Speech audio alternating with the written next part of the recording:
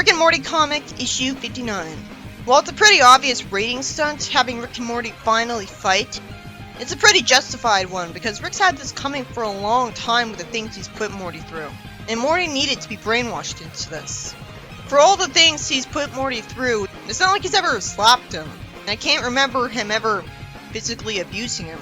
So he could be worse, but he still had this coming. So let's see if the writing will get forced at any point to force Rick surviving. Because Morty has invincible armor, come on. We start out, after a skippable recap page, with us seeing that some Ricks went to the brick and mortar shop from earlier. They're here to get the universe bombs that Cold War's arms race Wizard Rick made, that could wipe out an entire universe. Why'd he make those? Were we told that those existed earlier? If not, then having it come out of complete nowhere is lame. I don't buy that these Ricks wouldn't be able to make this bomb themselves. I guess because they're not a wizard Rick, but Ricks can make anything. It coming out of nowhere wouldn't be noticeable if it showed up because they just made it. There's a reason I remembered that being the case. Because that makes more sense than them conveniently getting this kind of bomb from a shop. Even for a shop run by a Rick, it's impossible to buy that he would sell universe bombs. He even says that he should be worried about what these guys are doing. Especially since this isn't even the first time they bought one of them. It would make more sense for him to only sell them as a trap. Because it would make more sense for a Rick to want to lure someone who'd want to destroy a universe to him, and then shoot him with a ray gun because he likes killing anyways, after he's taken his money. So he doesn't even have to let him keep them. And it seems ridiculously extreme that anyone would want to destroy the entire universe Rick's in. Not just Rick himself, when they only have a beef with him. It'd still be over the top evil if they sent a bomb with him that destroyed just the city block he was on. Because that'd take innocent people with him too. But that'd be more understandable than trying to take out an entire universe. Why do they hate this particular Rick so much more? Why aren't they focusing on all the other Ricks too? How do they think he's the worst? It completely forgets the well-intentioned extremist aspect to them in favor of just making them evil. If there's no reason for them to find this bomb here, it seems more like a Diabolus Ex Machina than something that could be taken seriously for the rest of the comic arc. Even though they could make it themselves, so it's not totally illogical. It'd be more epic like it's trying to be if it didn't come out of nowhere. It could be said to be a neutrino bomb, though mere science shouldn't be able to make a universe bomb. I mean, considering how big the universe is, it would take forever for it to destroy it. I don't think there would be enough materials on one planet for that. So yeah, considering that the bombs were made by a wizard Rick, it was mandatory for him to have made them for their existence to make sense, because they're literally magical. But again, these Ricks should have had to take them from the wizard Rick's lab, not just easily bought it from a shop that would have been shut down by the Council of Ricks for this. We could have heard about that Rick, and then seen him!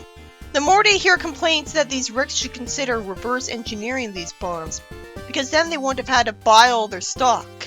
This must be an evil Morty, because he cares less about them buying this bomb and more that his shop lost all of its stock of one item. Never mind how much money the store got from them in the process. If anything, the Rick at the shop's more moral than the Morty here. He's more worried than he is about them.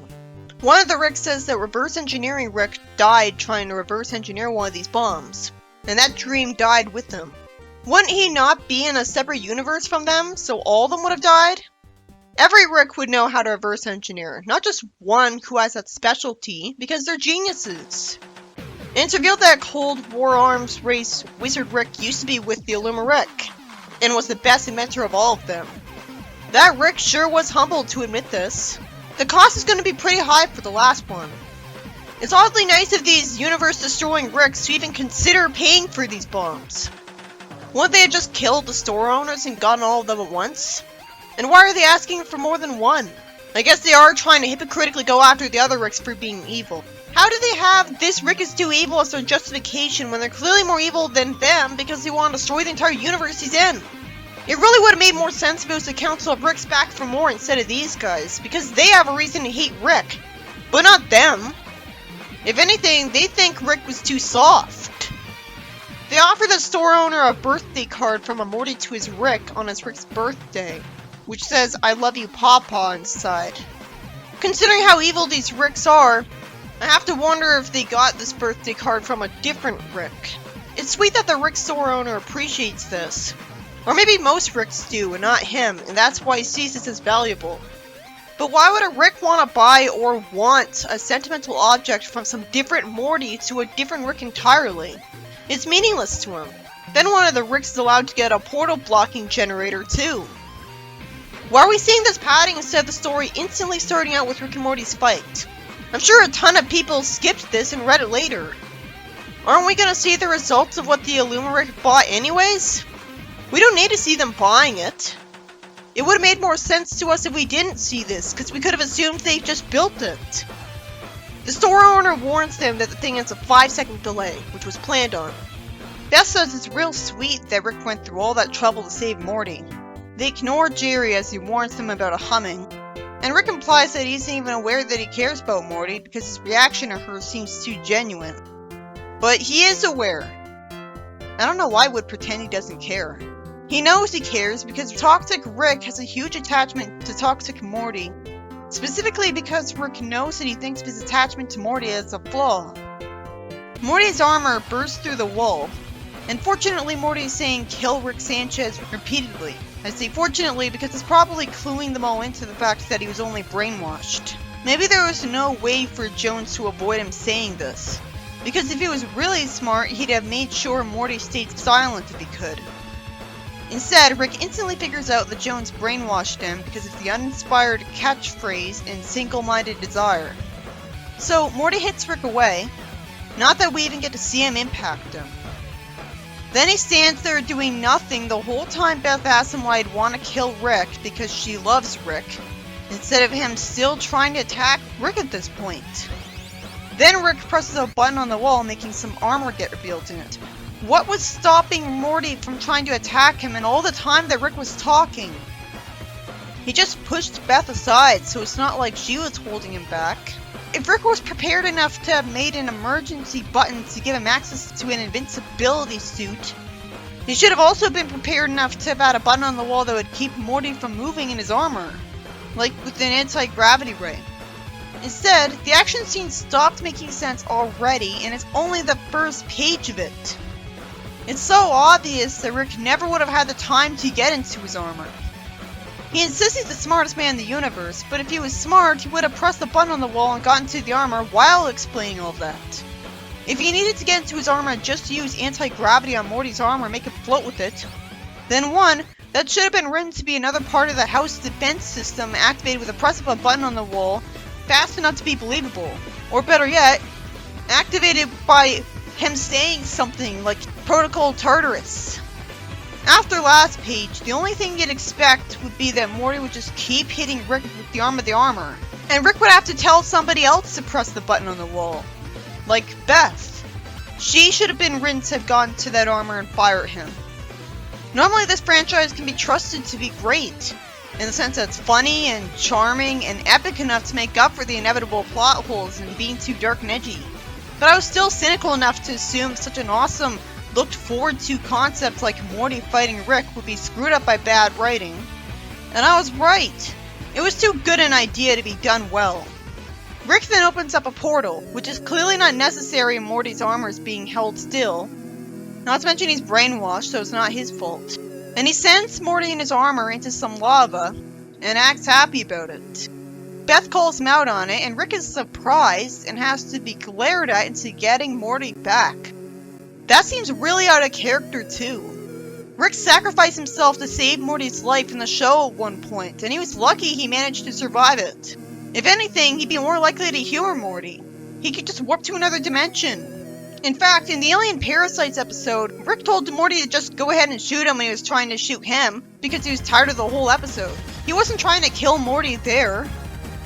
I guess I'm supposed to believe that Morty can only be held still for so long. And to be fair to Rick, he obviously has no idea how to unbrainwash Morty if he hasn't said he's carrying out a plan to do it already. And Morty's in invincible armor right now. It doesn't come off like he has a way to unbrainwash Morty because he's able to hold him still, so you think he'd bring his unbrainwashing way to him. If Morty was permanently brainwashed to try to kill him, Rick's uncharacteristic solution would have been the only smart option and only way to deal with that when he's in invincible armor. If he wasn't in it, he could at least be tranquilized and knocked out. Then Morty comes back on his own, when Rick was gonna get him back anyways. And Rick even questions why someone would ever give the armor itself portal technology. Why not? It's the obvious idea, just in case you run out of portal gun battery or the portal gun is broken. Also, how is Morty not attacking him and all the time that Rick's saying these 3 sentences? The only way this could be happening is if Morty's moving extremely slowly. That's what I'm picturing. And I doubt the armor is as slow as a snail. He obviously would have interrupted Rick by hitting him right away. Instead, Rick was able to activate a force field in front of himself because Morty presumably just stood there and did nothing the entire time after he portaled back home. I guess he can't send a portal out. Or he would have sent it at Rick and turned him into a portal. The easiest way to ruin an action scene in a comic is to play talking as a free action completely straight.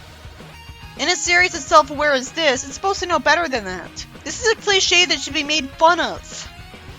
It makes me wish this was in the show instead of the comic, because maybe they would have avoided these problems because of the emotion. Also, why isn't lava from the volcano coming out of the portal? Never mind, I guess Morty flew out of the lava first. But wouldn't the lava still be dripping from the bottom of the armor after he just got out of the lava? Wouldn't it be on it? And overheat the room from convection alone? No, instead the lava's already gone. I guess the lava got washed off by another of the armor's unknown functions. It was made by a Rick after all, so that makes sense. The armor gets destroyed with a single punch along with the force field armor. Because Morty's armor is just that strong. Okay, if that could have happened, we shouldn't have even seen Rick get into the armor if he barely got to use it. This could have and should have been removed from the story entirely. He could have gotten into it in time anyways. Beth could have gotten into it no problem, and Morty would ignore Beth because he doesn't want to hurt her. And so she'd be the best person to fight him with Rick's tech right now. And once again, we don't actually get to see the arm of Morty's armor collide with Rick. We just see Rick get sent to a bookshelf as there's a little metaphorical flash of light. This isn't a series without guts. This isn't a series for kids, and it shows gore all the time. So why on earth is it choosing now to not show impact in the fight? This is the worst timing for this. It loses the satisfaction and fun that it could have had this way. Morty's been put through a lot because of his adventures, so even if that's not why he's fighting him, some of the enjoyment in this whole scene is supposed to be that Morty's getting to hit him after everything he put him through. I just wish I could see it. Somehow Rick cares more about wiping his mouth than getting out of the way of him right away, when usually he isn't like that. So it was a miracle that he dodged the beam in time. Morty runs over to his lab, now that the wall's broken, so he can get into it. Gee, good thing Morty didn't break any load-bearing walls and collapse the whole house right away. That's realistic, right? I guess Rick made his own improvements to make sure that wouldn't happen just because a few holes got created in a few walls of his house. But I should be told that. It does make sense that he'd anticipate that someone would damage the walls of his house, like to try to go after his time travel technology. Rick then picks up a tool, and when he gets hit with a beam and it gets destroyed, he still looks like he's got some burns on him, and a bunch of his clothes have tears in them. If you want us to believe that the tool made him invincible, you can't have his clothes get damaged anyways. And you can't have him burned. And the burns magically disappear in the next panel, which is worse than in Sonic. I guess his face and hair are self-healing, but we should have been told that.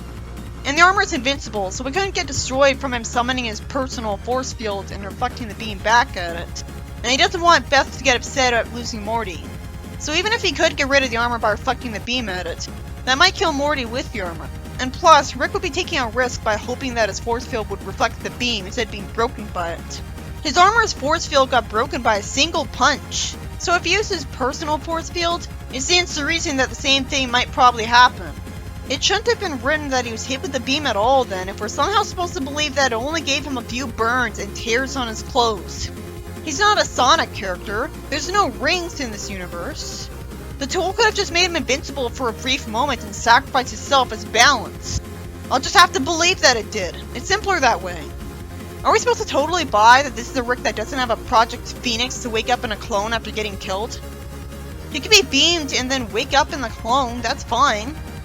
There's no point in the comic pretending that this is the C-137 Rick from the show and not a comic exclusive one that would have a Project Phoenix. Oh no, if this wasn't that Rick, it wouldn't be epic enough.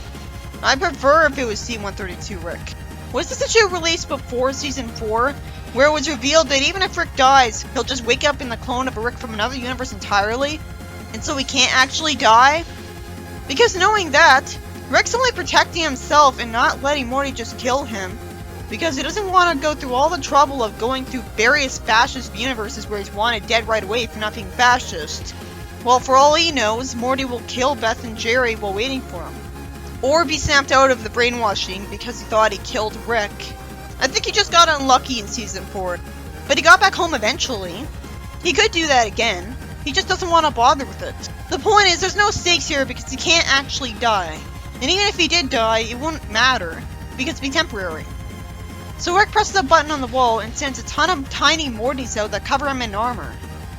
Huh? How's this supposed to protect him?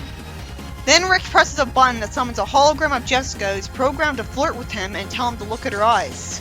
She says that he's free to choose and do what he wants, and tells him to free himself.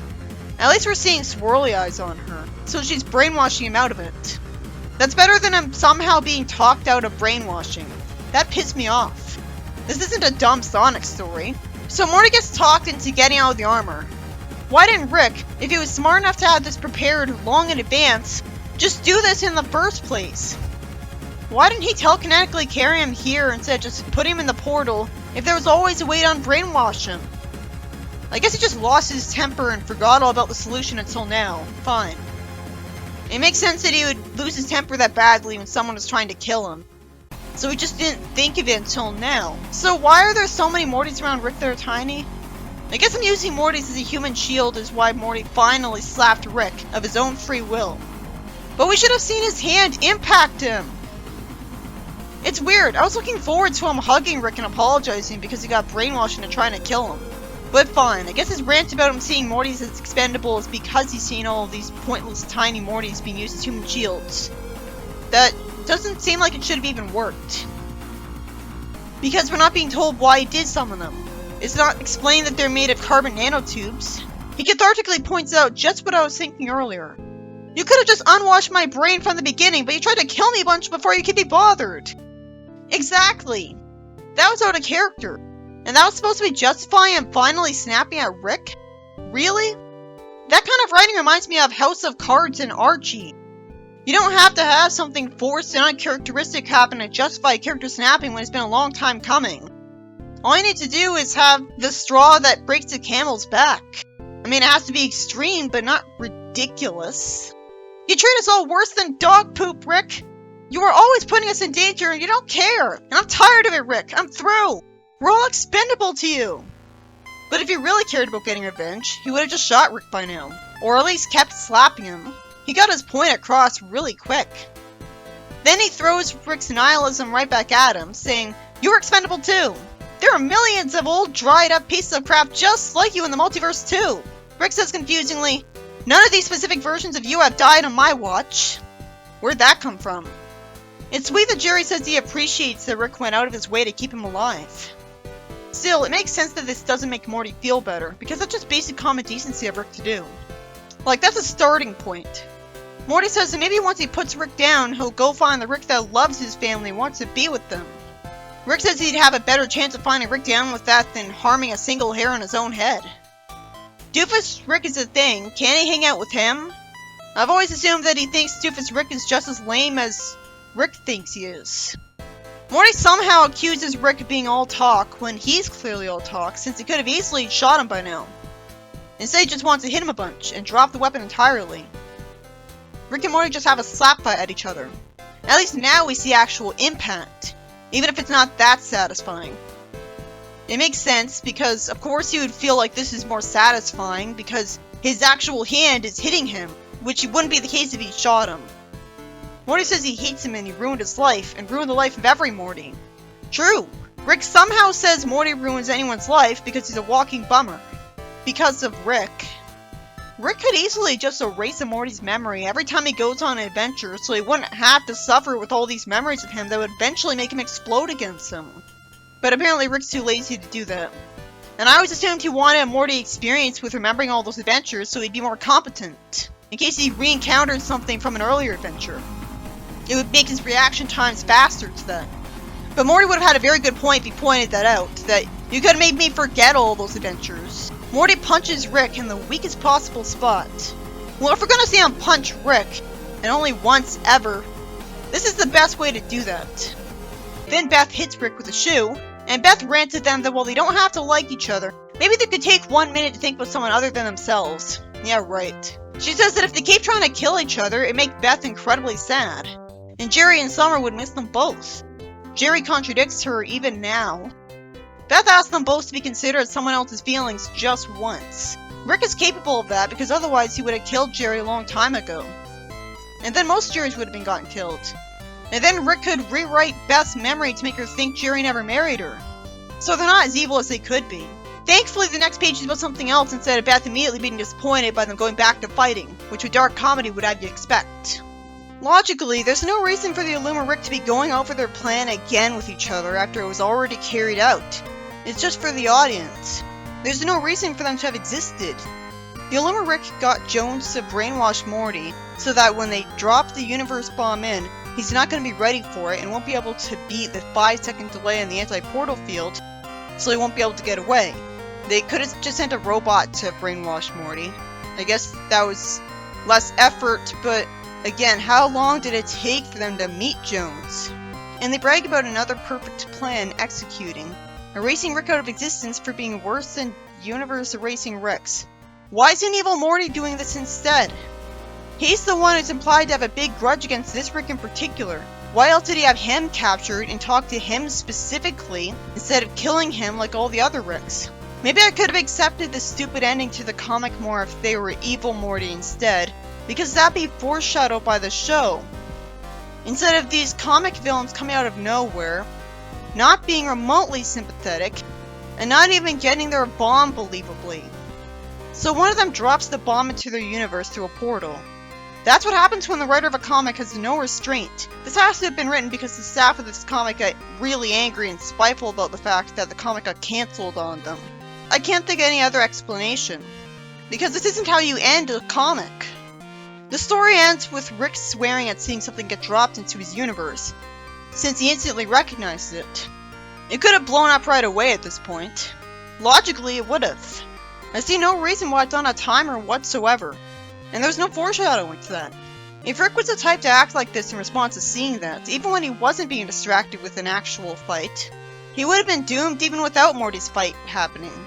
You'd think if Rick was so cool and smart, like he's shown in the show as a lot, he would have just portaled it away immediately. Or at least portaled it away before 5 full seconds. I guess he didn't have his portal gun in his lab coat, because apparently he never does. I have a question. What's the proof that Peacock Jones and his revenge squad from the last arc he was in and Mr. Sick aren't all from a dimension other than C-137, and have a different Rick entirely, which would disprove the idea that this is C-137 Rick? If all possibilities have happened somewhere an infinite amount of times, then that means there would be an infinite amount of Mr. Six, an infinite amount of Jones that have met a Rick. So this doesn't actually have to be C-137. In the second story, someone at the school screams why. Summer texts Rick in huge letters that she needs help, and he warps to her. He expects an actual emergency after being nice enough to show up at all right away. And she points to a bunch of girls who posted a picture of her when she fell asleep during English, and somehow it's got 20,000 likes. Rick asks what he's expected to do, not caring about her public humiliation because it wasn't life-threatening to her. She proves she's no better than Rick by wanting him to turn them into bugs, or liquefy them, or send them to an awful planet. He's been a pretty bad influence on her. Surprisingly, Rick doesn't encourage her to do what he'd do, and tries to change her mind. Well, he did say he wanted Morty to be a better man than him in the show one time, so maybe the same thing applies to Summer. He says that social media is making her anxious and insecure, and that has been scientifically proven to be a phenomenon. He tells her to get off her phone because only she can free herself from the control of likes and companies. Never mind the fact that people who see the picture will keep making fun of her whether she uses social media herself or not. So he's missing the point. So how did he miss the point? She calls him old and asks what good it is having a mad scientist for a grandpa if she has to fight her own battles. Then the girls tease Summer for hanging out with Rick, calling him her creepy best friend who smells. And one of them condescendingly defends Summer by saying that Rick's the only friend she can make and it's not her fault that he stinks. Doesn't Summer have friends in the show? Like one of them that had a crush on Jerry? You'd think these girls would know that. But either her friends ditched her by this point for being mean, or this is another universe. I guess the girls provoking Rick will get him to want revenge on them because he doesn't have any self-control when it get right down to it. Being a badass, he says, "I changed my mind, Summer, I'm in. Stand back." He shoots them with a ray gun and Summer cheers, "Yes! Yes! Yes!" This changed them into monsters so that they could get the same degree of public humiliation. Not to mention look just as ugly on the outside as they are on the inside. I expected him to kill them. Oh god, I remember this ending. Somehow they end up getting popular because of this. Which is not how it works. How is this considered a good ending? Sure, people would be interested in them and they get famous, but it wouldn't be a good famous. One of them immediately gets a message asking her to do sponsored posts. Even though they look like monsters, so nobody would want to look at them. Like Christian groups would be going crazy over them. And yet one of them gets 1 million followers. Summer gives Rick her phone saying that she gives up and is over it, and tells him to take it away from her. She's known for her phone addiction, so that shouldn't last. Then after Rick congratulates her for being free, she at least admits that at least now they're not focused on her anymore. Okay, so it's still a happy ending for Summer. It's just a bittersweet one because of some unrealistic bullshit. They'd be studied by scientists. Though I guess since they're still people, the scientists would want to pay them. Wouldn't the government want to study them? Technically, it is a happier ending to have the girls see this as a blessing. So Rick doesn't look as unsympathetic as he could by targeting human teenagers. But the girls clearly don't deserve a positive outcome. They'd still hate the way they look. Their parents would. The first story was about Morty and Rick fighting until Rick used the hologram of Jessica to literally brainwash Morty out of the brainwashing. Which he should have done in the first place instead of losing his temper and trying to warp him into lava. A complete out of character moment done purely because the writer thought that if he did something bad to him that was in character, Morty would be too used to it to want to kill him for real. Despite the hype, the fight itself sucked because it was plagued with talkings of free action, which if translated to motion would only result in Morty being as slow as a snail. And the beginning of it could have been cut out because Rick's armor was destroyed in one hit anyways. But it did get cathartic like it's supposed to be when Morty called him out for real. Because the whole series has been building up to this. And it made sense that Beth would be the one to talk them out of it. And while they did just slap fight like wusses, it made perfect sense that they would ultimately hold back like that because they still love each other at the end of the day. So they're slightly uncomfortable with it. And besides, punching damages your knuckles anyways. Slapping is much smarter, so of course Rick would do it. The second story was about Summer's attempt to humiliate bullies by getting them turned into monsters failing, because somehow they thought getting famous from it would be worth it. But technically the plan didn't fail because people weren't talking about Summer anymore. Still, it seems like the writer got jealous of her.